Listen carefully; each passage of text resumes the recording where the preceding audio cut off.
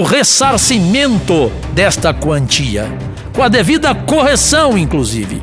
É fato público e notório que desde o início de meu mandato, em fevereiro deste ano, venho chamando a atenção para os gastos absurdos praticados pelo Supremo Tribunal Federal, com o uso do dinheiro público ou dinheiro do público.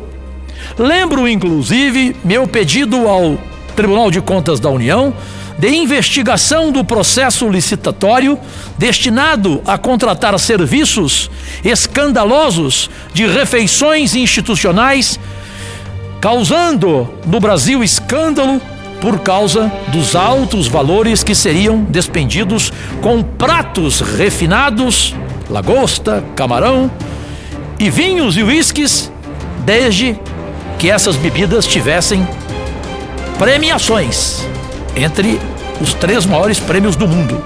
Que loucura! E assim vou continuar, defendendo a instalação da CPI da toga do Judiciário, sem nenhum revanchismo, mostrando apenas a verdade, buscando aqui no plenário apoio aos pedidos de impeachment do ministro nefasto Gilmar Mendes e cobrando do Judiciário como um todo a máxima transparência possível em suas ações. Não simplesmente cobrar por cobrar, mas para evitar que se desmoralize um dos 3 poderes que são os pilares da democracia e que isso acarrete prejuízo irrecuperável ao Brasil. Meus únicos patrões, segunda-feira, 5 de agosto de 2019, a volta de nosso trabalho e alegria de, neste momento aqui na tribuna, eu poder rever exatamente aquelas pessoas que estão entre as que eu mais gosto, entre as que eu mais admiro, até porque eu nunca escondo nada. Eu aqui só não gosto, só odeio 2 senadores. E todo mundo sabe que eles são do meu estado. Ponto final. Os demais eu tenho uma relação de respeito. Como o senador Eduardo Braga, que trouxe agora uma excepcional notícia, já na reabertura de nossos trabalhos, senador Marcos Rogério, senador Paulo Paim, sempre na briga comigo, hein, Paulo Paim? Quem vai ser o primeiro a falar? Brigar com esse homem não é fácil. E também com esse, o nosso representante, que é a voz da educação, que é terrível também para se inscrever, senador Confúcio Moura. E sempre presidindo as sessões não deliberativas, o nosso querido exemplo do Distrito Federal, senador Isalci Lucas. Olha, pátria amada, na retomada das atividades do Congresso Nacional, eu vou fazer um pronunciamento relacionado a 2 das funções de um senador, a fiscalizadora e a propositiva, assim como o senador Eduardo Braga trouxe a notícia do reservatório de Sobradinho. Eu tenho uma ótima aqui sobre a educação e sei que o senador Confúcio vai ficar feliz. Quanto à ação fiscalizadora, eu quero informar que na semana passada fui o primeiro parlamentar a encaminhar ofício para a presidência do Tribunal de Contas da União a propósito da decisão adotada por aquela corte na última quarta-feira, que impede o Supremo Tribunal Federal de usar cotas de passagens aéreas e pagamento de diárias milionárias a ministros da corte para fins particulares. A medida foi tomada pelo tribunal ao analisar a auditoria sobre gastos do Supremo Tribunal Federal, denúncia feita por mim no Gabinete 16 e nas redes sociais. E entre os anos de 2009 e 2012, passagens aéreas internacionais, sendo que pelo menos 48 eram de primeira classe e estavam em nome de cônjuges dos ministros que integravam a corte naquele período.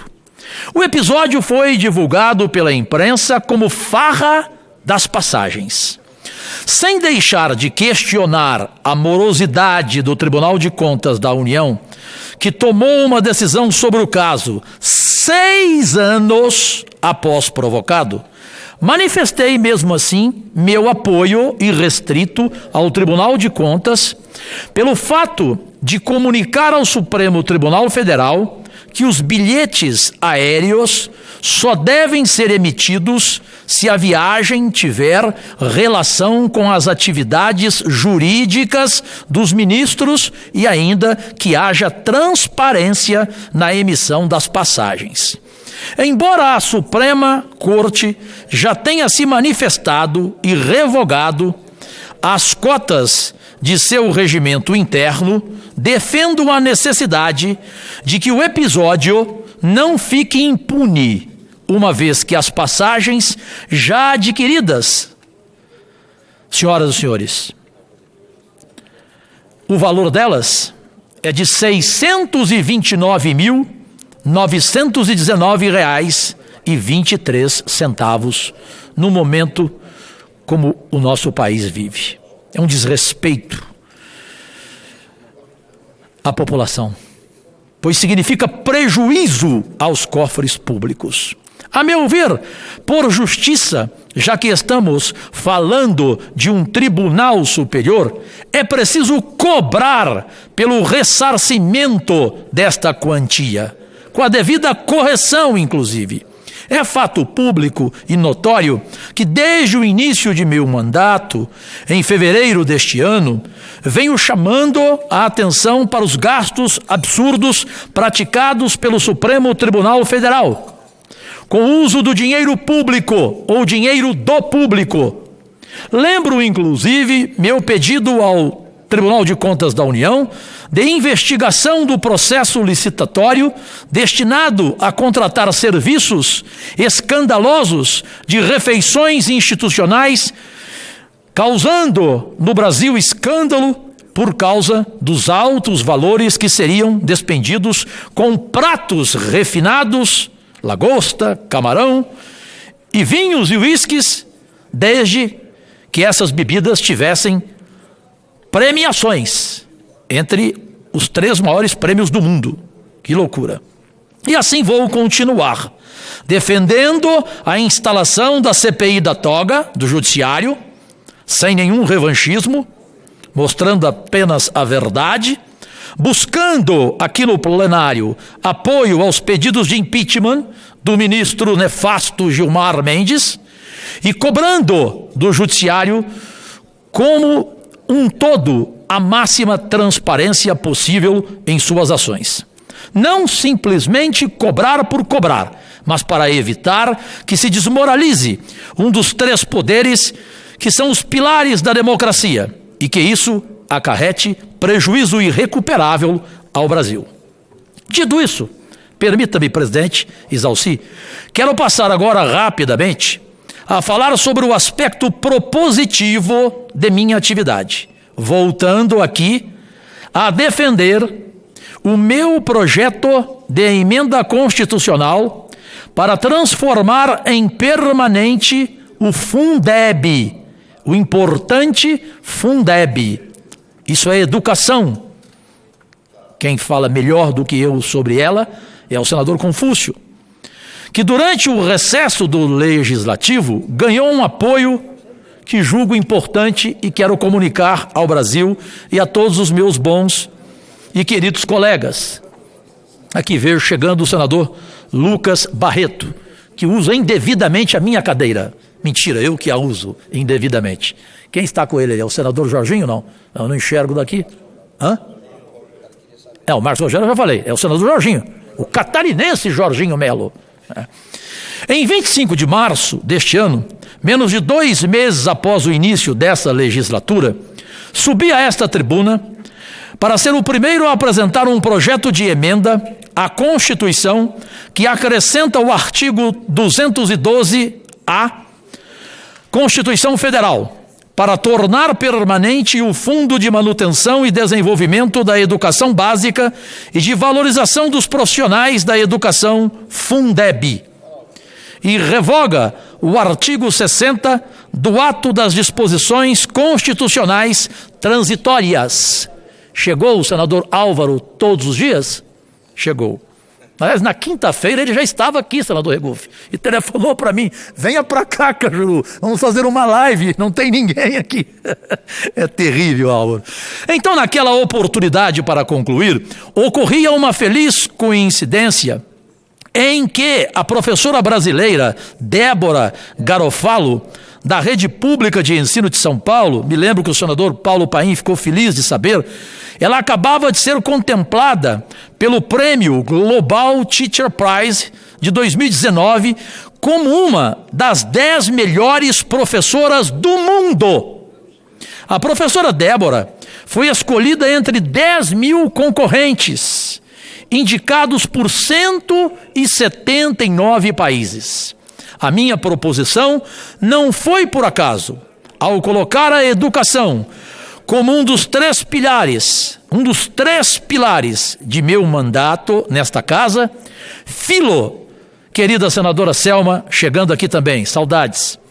Filo, em primeiro lugar, com a preocupação de garantir os atuais recursos destinados à educação brasileira e também em aumentá-los consideravelmente. Em segundo lugar, porque o Fundeb é o principal mecanismo de fundamento da educação básica no Brasil. Acrescente a isso o fato de que em 31 de dezembro de 2020 expira a vigência temporal do Fundeb. Ao fazer esta proposição, não quis que a educação ficasse a reboque das iniciativas de última hora. E esse é o momento de o Legislativo assumir o protagonismo dessa iniciativa para garantirmos a continuidade do Fundeb e, fundamentalmente, o seu aprimoramento e perenidade. Por isso, achei por bem apresentar essa proposta, abrindo o caminho para um novo Fundeb. Tão importante é o Fundeb que resolvi, em minha proposta, inseri-lo no próprio corpo da Constituição, deixando a sua condição de disposição transitória, reforcei a sua função de redistribuição e solidariedade entre os entes federados, a fim de minorar as desigualdades, o que, no caso da educação, significa propiciar ensino e educação de qualidade para todos em todas as regiões. Concluo. Achei por bem manter a cesta de recursos componentes do fundo, que passará a incluir percentual a ser definido em lei dos recursos provenientes da participação no resultado ou da compensação financeira pela exploração do petróleo e gás natural. Propus ainda que 60% de cada fundo estadual sejam destinados ao pagamento dos professores da educação básica pública, em efetivo exercício, de forma a assegurar a prioridade da aplicação dos recursos dos fundos para a remuneração e valorização dos professores, que são, ao fim e ao cabo, os responsáveis diretos pelo sucesso das práticas de ensino e pela aprendizagem dos alunos. Ao participar de audiência com o senhor presidente da República, Jair Bolsonaro, por 2 horas e 5 minutos, durante o recesso, no dia 24 de julho, depois de inteirado do conteúdo avançado da minha proposição, ele se comprometeu em vídeo, ao dispor no facebook.com/CajuruGoiás, que apoiará apenas a minha PEC, com relatoria do senador Flávio Arnes, brilhante senador, por sinal. E sabedor, presidente, de proposições semelhantes, o presidente defendeu que, pela sua primazia temporal, sendo a minha primeira a dar entrada nessa casa, é a PEC 33, a outra é 66, a minha deveria prevalecer, segundo o presidente, mesmo com as demais agregadas a ela e nos juntando, nos fazendo no plural e não no singular. Agradeço então ao presidente da República por essa deferência a mim. Esse projeto, que garantirá a continuidade do Fundeb a partir de 2021, beneficiará 63 milhões e 600 mil alunos da pré-escola, do ensino fundamental e do ensino médio em todo o Brasil. Em Goiás, no meu estado, serão favorecidos 502.166 alunos da rede estadual e mais as redes municipais, segundo o Censo Escolar 2018. Era o que tinha que registrar, o lado da fiscalização e o lado da proposição, porque a educação deve ser o pilar de um país como o Brasil, que se coloca entre as 10 maiores economias do mundo. Agradecidíssimo, presidente, a todos os funcionários e funcionárias do Senado Federal, do Congresso, assim como a toda a pátria amada, o meu desejo de uma bela semana iluminada com paz, com saúde e especialmente com Deus.